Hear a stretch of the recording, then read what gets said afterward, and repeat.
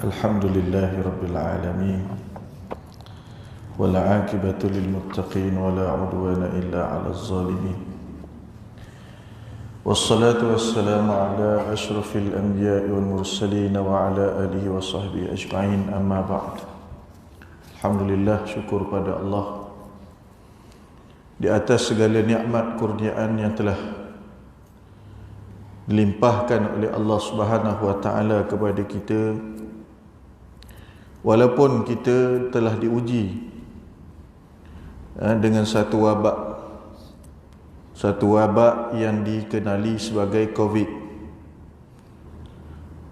Dianya merupakan satu ujian Allah Subhanahu wa taala yang telah dijanjikan, yang menjadi sunnatullah, yakni yang telah termaktub bahawa Allah Subhanahu wa taala akan sentiasa menguji manusia, apatah lagi kita orang yang beriman. Kerana kesudahan kita, pengakhiran kita ialah syurga ataupun neraka. Pengakhiran kita, penamat kita ialah akhirat, bukannya dunia. Walanabluwannakum bisyarri wal khairi fitnah wa ilaina turja'un. Ahasiban nasu an yutraku an yaqulu amanna wa hum la yuftanun. Walanabluwannakum bisyai'in minal khawfi wal ju' wa naqsin minal amwal wal anfusi was samarat wa basyiris sabirin, dan banyak lagi ayat-ayat yang lain. Yang pertama, Allah Subhanahu wa taala berfirman dalam Al-Quran, ayat yang pertama tadi, walanabluwannakum bisyarri wal khairi fitnah, dan kami pasti akan menguji kamu semua, manusia orang yang beriman, dengan ujian, kesenangan dan kesusahan, nikmat dan musibah. Sama ada Allah jadikan nikmat kepadanya ataupun musibah ke atasnya, dua-dua merupakan ujian Allah. Jangan kita sangka sihat tu bukan ujian. Bila sakit, Allah ujiannya sakit. Jangan kita ingat kaya tu bukan ujian. Bila miskin, kesempitan, baru kita rasakan Allah sempitnya hidup. Sebenarnya kedua-dua merupakan ujian Allah, sama ada kita mendapat nikmat daripada Allah ataupun kita diuji dengan musibah. La yusibana illa ma kataballahu lana wa maulana. Tidak akan menimpa ataupun tidak akan berlaku suatu musibah itu melainkan ianya merupakan ketetapan Allah. Allah telah menetapkan bahawa pada tahun 2020 ini berlaku satu wabak yang telah merebak ke seluruh dunia, yang mengancam nyawa, yang menyebabkan manusia terpaksa berdiam diri di dalam rumah masing-masing, tidak bebas keluar dan sebagainya, yang kita sebut sebagai PKP, PKPP, PKPB, PKPK, macam-macam lah. Lepas ni pula ia adalah merupakan ketetapan daripada Allah Subhanahu wa taala. Bukan kita sahaja yang tak boleh datang ke masjid. Bahkan kita mengatakan kita hanya terhalang daripada hadir ke masjid untuk salat berjemaah, terhalang untuk hadir majlis ilmu. Sebenarnya orang yang melakukan maksiat juga terhalang. Tak boleh pergi tempat maksiat, tak boleh pergi tempat berjudi, tak boleh pergi kelab dan sebagainya, minum-minum.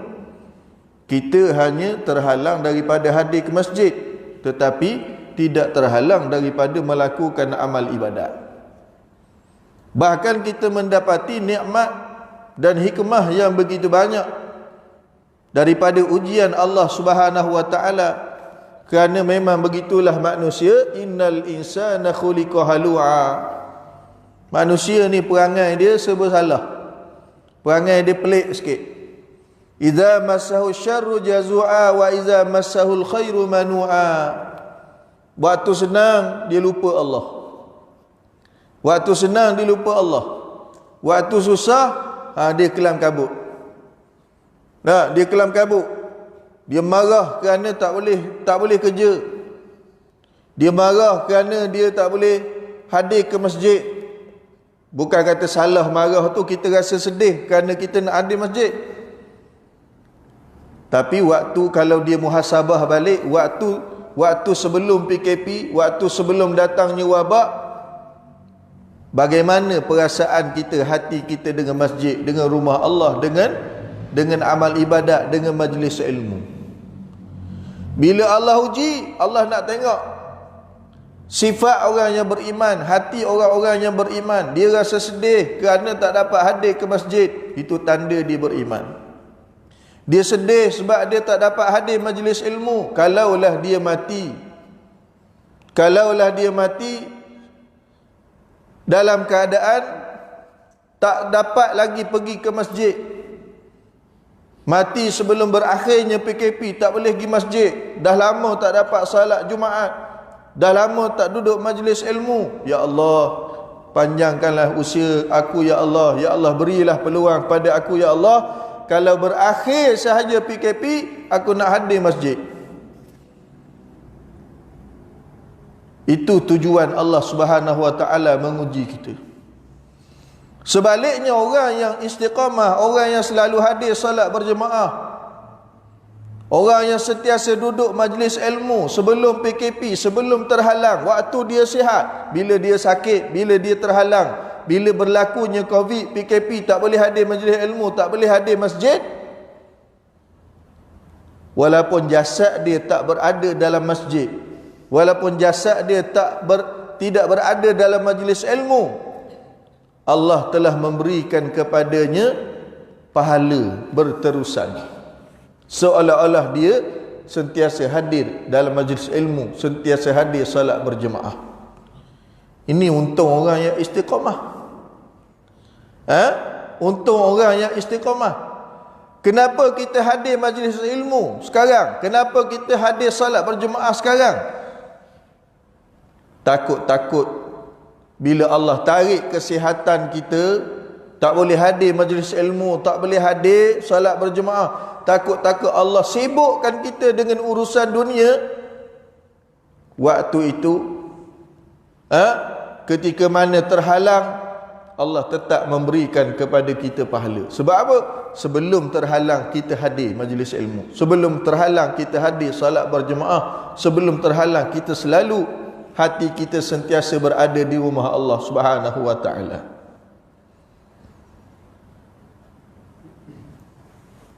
Innama ya'muru masajidallahi man amana billahi wal yaumil akhir.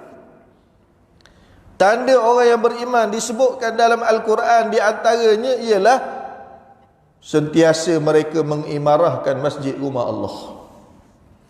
Mereka mengimarahkan masjid rumah Allah.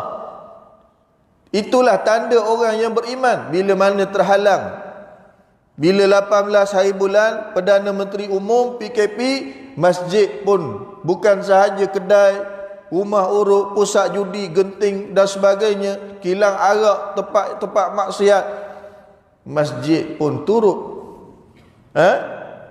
kita kata ditutup untuk aktiviti salat berjemaah dan majlis-majlis, termasuk majlis ilmu. Waktu tu apa kita rasa? Kita rasa sedih, kita rasa duka cita, kita rasa rindu dengan majlis ilmu. Dah lama tak hadir majlis ilmu ni. Tu tanda kita beriman pada Allah. Kalau tak rasa apa-apa tu,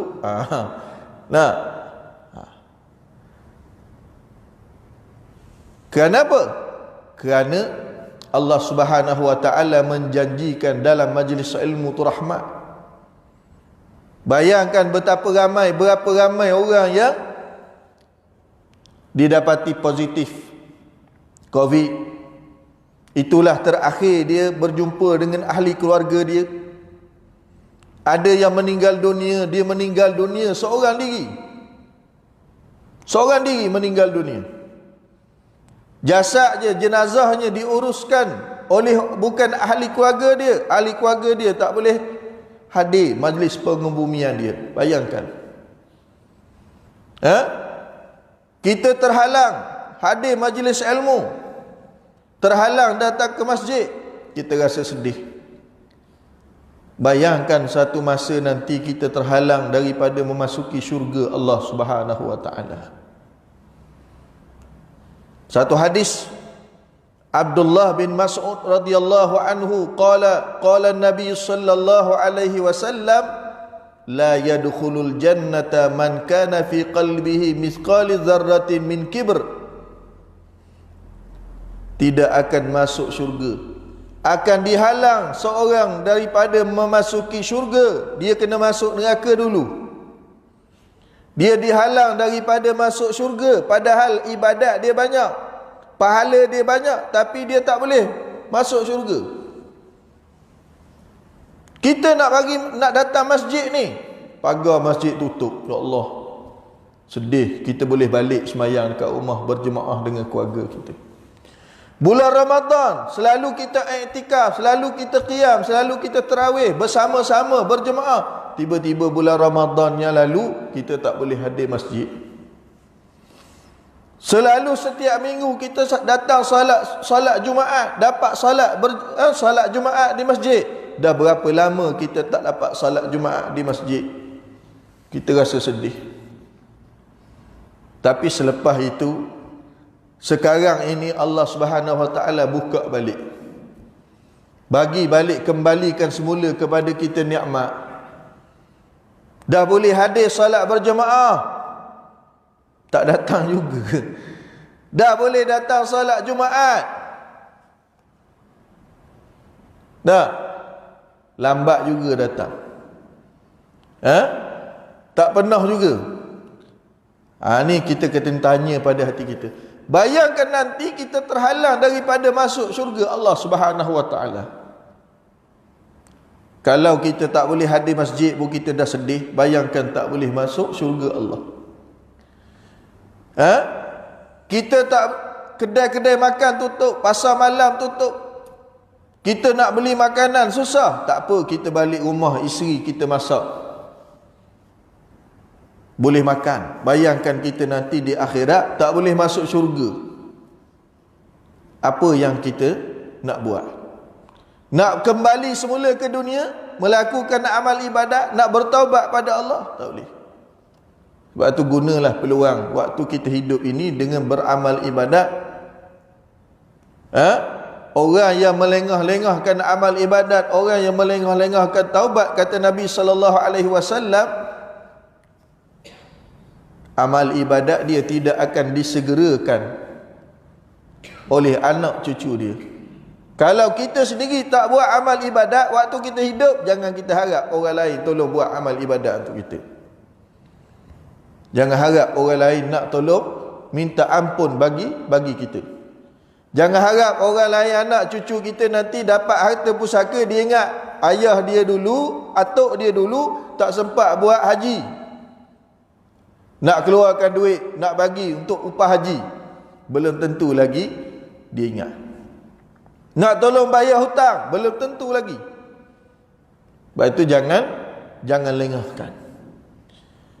Dalam hadis tadi, ada seorang lelaki terhalang daripada masuk syurga Allah. Kenapa? Dalam hati dia cuma ada sebesar zarrah daripada sifat takbur. Sifat takbur, sombong, ada dalam hati dia sebesar zarrah, menyebabkan dia tak boleh masuk syurga. Qala rajulun, kata seorang lelaki kepada Rasulullah, bagaimana seorang itu sukakan pakaian yang cantik, pakaian yang mahal, benda yang indah-indah, yang mahal-mahal, adakah itu dianggap sebagai sombong ya Rasulullah? Jawab Rasulullah, innallaha jamilun yuhibbul jamal. Allah tu cantik, suka yang cantik. Allah tu indah, suka yang indah. Pakaian tak ada masalah, mahal tak ada masalah, cantik tak ada masalah. Yang dimaksudkan dengan sombong menyebabkan dia terhalang masuk syurga, kata Nabi, apa dia? Batarul haq, Al-kibru batarul haq, kata Nabi. Sombong yang dimaksudkan, sombong yang menyebabkan terhalang masuk syurga itu, yang pertama, batarul haq. Tak nak dengar nasihat, tak nak dengar peringatan, tak nak dengar tazkirah. Orang nasihat melenting, tak boleh terima nasihat. Apa? Telinga nipis, hati bawang, ke apa benda? Hati tisu. Tak, roti tisu sedap, hati tisu. Tegur tak boleh, nasihat tak boleh. Dibacakan ayat Al-Quran, dia berpaling. Dibacakan hadis Nabi, dia mempersendakan. Tak suka duduk majlis ilmu, tak nak dengar nasihat. Menafikan kebenaran, kata Nabi, itu tanda sombong. Tanda sombong. Kan duduk majlis ilmu, kadang-kadang kita dapat satu teguran sampai ke hati kita. Ustaz sindir aku ni. Sebenarnya tak, ustaz bukan kenal kita. Bila baca ayat Al-Quran, dibacakan ayat Al-Quran, macam kena pada diri kita, macam kena atas kepala kita teguran. Tapi bagi orang yang sombong, dia tak nak dengar. Dia tak nak dengar. Dia menolak nasihat, dia menolak kebenaran. Ini tanda orang yang sombong, kata Nabi, dia akan dihalang daripada masuk syurga, masuk neraka dulu. Yang kedua, kata Nabi, wa ghamtun nas. Sombong itu, takbur itu ialah dia menolak kebenaran dan dia merendah-rendahkan orang lain. Dia merendah-rendahkan orang lain, dia mempersendakan orang lain. Dia menghina orang lain. Manusia ini akan terhalang daripada masuk syurga Allah Subhanahu wa taala. Di muslimin yang dirahmati Allah, waktu kita berada dalam ujian Covid, memang inilah sejarah yang mungkin kali pertama dalam hidup kita. Kita zaman, orang yang sempat hidup zaman darurat, mungkin dia dah lalu. Tapi saya tak boleh bayang sebab saya tak sempat zaman tersebut. Tapi waktu Covid, kita pergerakan kita terbatas. Kedai-kedai makan tutup, orang yang bekerja tak boleh keluar pergi bekerja dalam satu tempoh masa yang kita pun tak tahu bila berakhir. Memang waktu tu kita tak tahu. Bila umum saja PKP, kita tak tahu. Keluar sikit, ada roadblock, ada polis, tentera yang berkawal. Soal siasat kita, kalau tak kena suruh patah balik, kadang-kadang kena saman dan sebagainya. Ada yang ditangkap. Waktu tu kita muhasabah. Waktu tu kita ingat balik apa sahaja dosa yang kita pernah lakukan pada Allah Subhanahu wa taala yang menyebabkan murka Allah. Dan selebihnya merupakan peluang yang Allah Subhanahu wa taala kurniakan kepada kita untuk kita segera bertaubat kembali kepada Allah. Kalau sebelum ni kita buat alasan tak sempat baca Quran, sibuk. Tak sempat baca Quran, sibuk. Tak sempat salat berjamaah, sibuk. Tak sempat pergi masjid. Sekarang Allah kata tak payah pergi mana-mana, sembahyang kat rumah berjemaah. Sibuk juga. Allah kata dah tak boleh pergi mana-mana, tak pergi kerja. Baca Quran tak sempat juga. Itu tanda kita ada masalah. Sebelum ni iyalah sibuk. Kerja yang keladang-ladangnya, yang keluar bekerja pejabat-pejabatnya, yang berniaga-berniaganya. Macam saya sekarang ni sibuk. Mudah-mudahan tidak menyebabkan kita jauh daripada akhirat lah. Keluar sebelum subuh pagi tadi, pergi kuliah subuh, lepas habis kuliah subuh balik sekejap, rehat, keluar pergi paguh, ambil buah. Balik tadi petang, sampai-sampai orang dah tunggu kat rumah, buat urus niaga sekejap, tengok jam, alamak, dah pukul dekat pukul 6.30. Telefon Azam nak suruh batal kuliah. Dia dah datang dah bila kita sibuk. Mudah-mudahan Allah Subhanahu Wa Taala tidak sibukkan kita dengan urusan dunia yang menyebabkan kita lalai daripada akhirat. Dan Allah telah beri peluang waktu Covid untuk kita tak sibuk dengan urusan dunia. Boleh solat berjemaah, tak pernah jadi imam. Tak pernah jadi imam, jadi imam. Jadi imam. Kalau kat masjid tolak suruh jadi imam, tobat lah. Kat rumah dengan isteri, dengan anak. Bukan setakat boleh jadi imam solat berjemaah, siap naik mimbar baca khutbah. Yang pegang tongkat lah. Yang pegang penyapu lah. Apa benda lagi dia pegang? Macam-macam saya tengok. Nak ceritanya masing-masing excited, teruja, seronok dengan peluang tersebut. Sebelum ni tak pernah dapat peluang, dan mungkin tak apa bila-bila pun tak dapat peluang baca khutbah. Sembahyang raya. Ini sembahyang raya. Saya alhamdulillah adik-beradik ramai. 11 orang, hampir semua sekali ada, dengan anak saudara dekat 50 orang. Memang meriah. Sepanjang bulan Ramadan sampai hari raya meriah. Tak boleh pergi beraya pun padan dengan adik-beradik je. Pusing rumah ni dekat-dekat. Alhamdulillah. Tapi ni peluang. Isteri kita boleh solat berjemaah dengan kita. Isteri anak-anak kita boleh solat tarawih bersama dengan kita. Masya Allah. Dan saya dah sebut tadi, walaupun kita tak boleh hadir masjid, solat berjemaah di masjid, Allah tetap bayar pahala pada kita. Seperti orang yang bekerja 30 tahun, kemudian dia pencen. Walaupun dia dah tak kerja, dia dapat pencen bulan-bulan. Kita heran, kenapa awak ni tak kerja dapat duit bulan-bulan? Memanglah, saya dulu 30 tahun dah kerja. Sekarang kerajaan suruh saya rehat, umur dah 60, pencen, bulan-bulan dapat duit pencen. Dah kita tak dapat pencen, pasal apa? Awak mana pernah kerja daripada muda? Tak kerja, macam mana nak dapat pencen? Begitulah akhirat. Begitulah dengan Allah Subhanahu Wa Taala. Waktu sihat kita ibadat, waktu sihat kita beramal ibadat, kita sembahyang, kita jaga salat berjemaah, kita baca Quran, puasa sunat dan sebagainya. Bila kita sibuk, bila kita sakit, bila kita meninggal, pahala tadi, pencen tadi terus akan dikreditkan dalam akaun kita, terus masuk dalam akaun akhirat kita. Kenapa? Kerana kita ni orang yang beriman, mudah-mudahan. Qalbuhu mu'allakun fil masajid. Walaupun tak boleh pergi, tapi hati kita rindu dengan masjid. Rindu dengan masjid. Kerana apa? Bila duduk majlis ilmu, kita rasa tenang. Man ijtama'a qaumun fi baitin min buyutillah liyaqra'una kitaballah wa yatadarasuna bainahum illa nazalat alaihimus sakinah wa ghasyiyat rahmah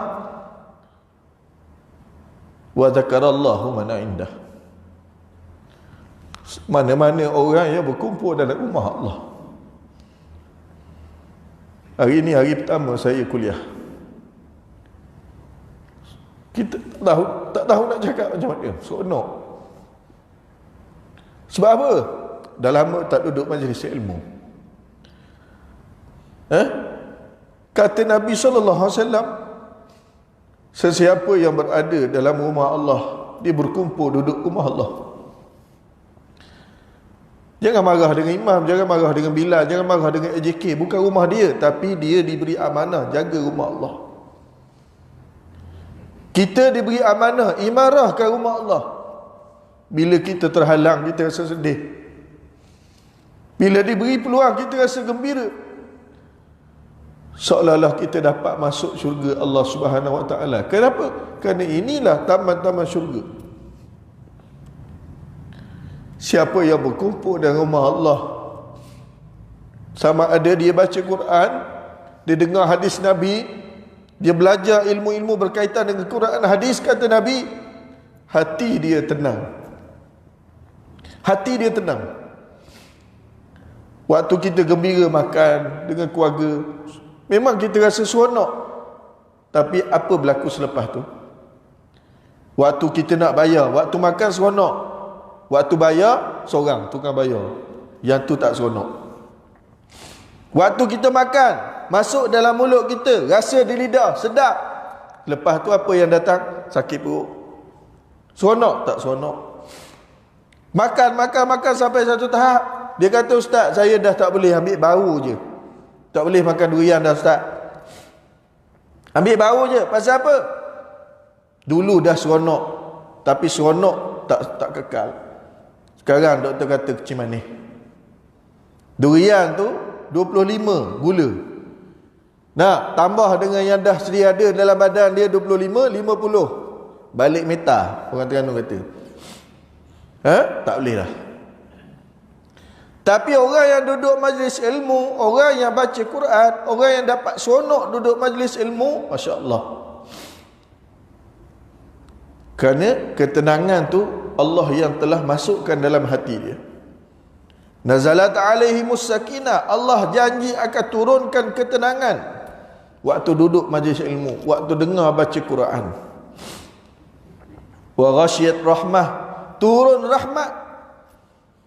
Turun rahmat, malaikat diperintahkan oleh Allah untuk beristighfar, untuk mencatatkan kebaikan kepada orang yang duduk majlis ilmu. Masya Allah. Kalau kita tahu, tentu kita akan rasa, ya Allah, rindu. Ya Allah, panjangkan umurku, ya Allah, supaya dapat peluang. Kerana betapa ramai orang yang tak ada peluang untuk duduk majlis ilmu. Bukan dia tak ada masa, bukan kerana dia sibuk, bukan kerana dia terlalu kaya, bukan kerana, tapi kerana Allah tidak memilih dia. Dan kita bimbang Allah tidak memilih kita untuk duduk dalam majlis ilmu. Duduk majlis ilmu. Wa dzakarallahu man indah, dan kata Nabi sallallahu alaihi wasallam, dan Allah akan menyebut-nyebut, akan mewar-warkan, akan memberitahu kepada penduduk langit, bergembira dengan orang yang duduk dalam majlis ilmu.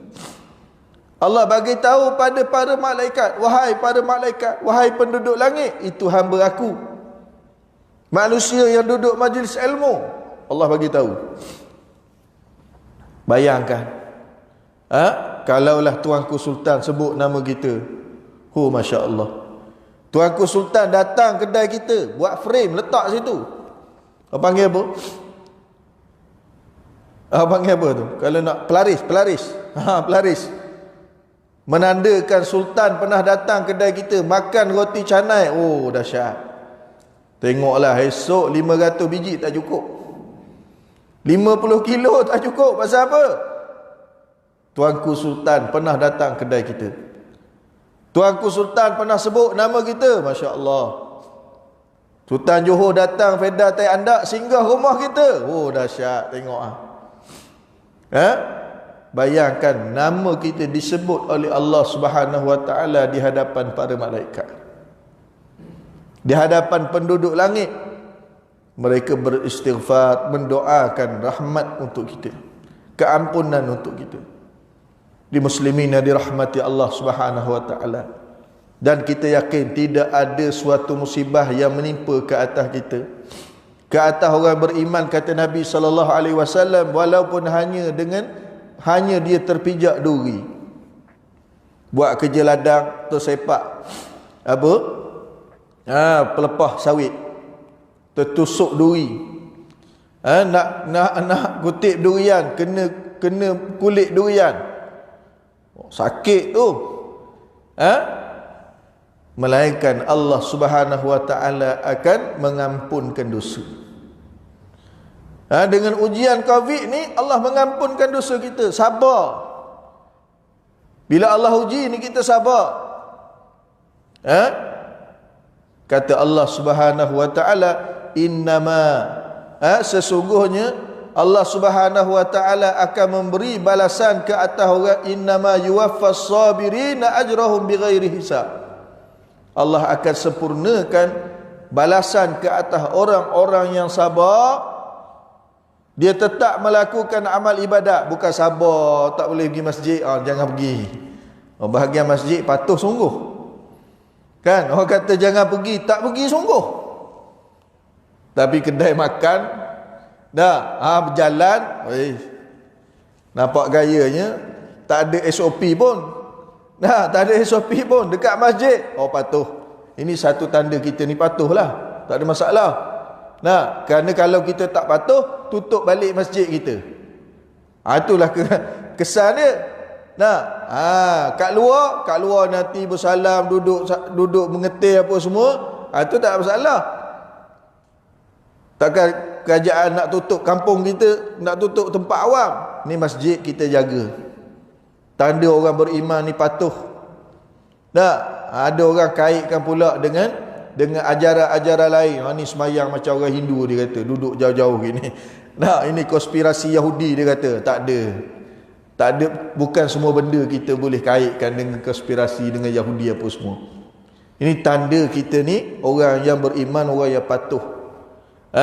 Ati'ullah wa ati'ur rasul wa ulil amri minkum. Taat pada Allah Rasul, kita tetap taat. Semayang kita tak tinggal walaupun PKP. Berjemaah tetap kita buat bersama ahli keluarga kita. Bazar Ramadan tutup, kita tetap puasa. Semayang tarawih tak boleh hadir masjid, kita tetap semayang tarawih di rumah. Solat Jumaat kita tak boleh hadir, kita tetap semayang Zuhur. Ini tanda kita taat. Dan kita nak jaga tempat ibadat kita ni supaya kita dapat terus buat ibadat. Dapat ibadat. Kalau kita tak jaga, ada kemungkinan masjid akan tutup balik. Langsung tak boleh buat amal ibadat. Itu sebab dia. Muslimin yang dirahmati Allah. Jadi bila Allah uji kita, sebenarnya Allah memberi peluang kepada kita untuk muhasabah, untuk kita bertaubat, dan Allah sebenarnya sedang mengampunkan dosa-dosa kita disebabkan kita tetap sabar menunaikan amal ibadat ketika mana diuji dengan musibah. Diuji dengan musibah Allah Subhanahu wa taala. Jadi muslimin yang dirahmati Allah, bila saya dapat dapat tahu tentang kebenaran kuliah 30 minit, saya dalam hati saya, boleh ke nak kuliah 30 minit, sebab dah lama gian. Dah lama gian. Mak saya kata, saya ni kalau demam dapat mikrofon, segar demam. Kalau tak dapat mikrofon, demam. Tapi bila dah fikir balik, sebenarnya ada baiknya dengan arahan tersebut. Permulaan bila sebut 30 minit tak lama sangat. Mudah-mudahan yang baru nak jinak-jinak dengan majlis ilmu, kuliah 30 minit. Kalau kuliah maghrib, lama tu. Nak dirasa. Tapi kalau ngetir 3 jam tak apa. Biasalah psikologi. Kenapa bangun sahur? Makan. Tu psiko kan. Kerana nak makan. Nanti lapar kalau tak bangun sahur. So dia bangun. Jadi kenapa hadir majlis ilmu sekarang? 30 minit je bah. Bukan lama pun 30 minit.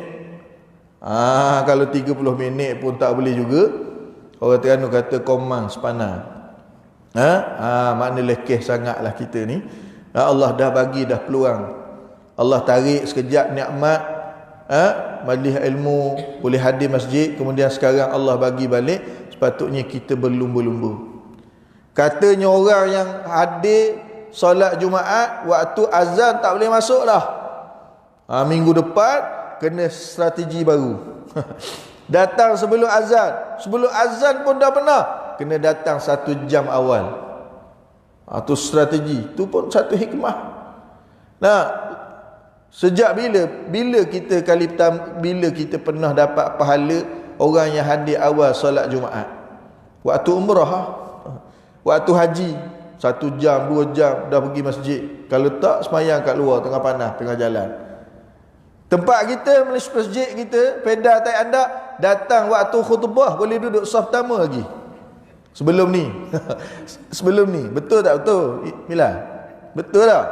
Boleh siap boleh jadi imam kalau dia nak. Punyalah kata pakat datang lambat. Tapi sekarang tak boleh. Datang lambat je pagar tutup. Oh, yang jaga pagar pula bekas bonzer. Nah, jangan main. Tak boleh masuk balik. Dia kata balik dah penuh.